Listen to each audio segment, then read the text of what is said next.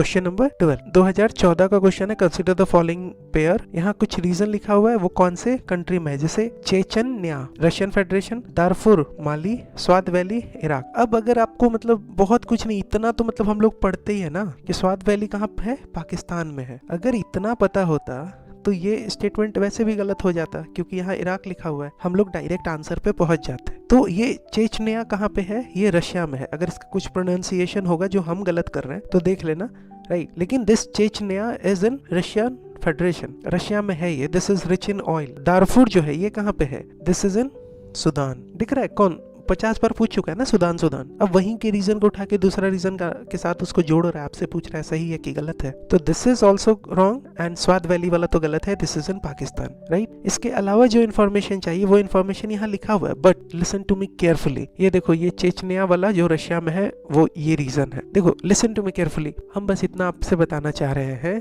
कि जो भी रीजन न्यूज में अगर है तो वो एक तो क्यों है, राइट, एंड वो कहाँ है। इतना अगर आप समझ गए तो इस तरीके का क्वेश्चन आप टैकल कर लोगे। यहाँ पे ये सारा इन्फॉर्मेशन जो दिया हुआ है ना, मतलब ये जबरदस्ती का मतलब हम एक्स्ट्रा इन्फॉर्मेशन दे दिए हैं। लेकिन जब आप PYQ आप देखते हो तो आपको रियलाइज होता है, आप समझ पाते हो कि सिर्फ आपको इतना ही करना है, इससे ज्यादा कुछ नहीं करना है, ठीक है।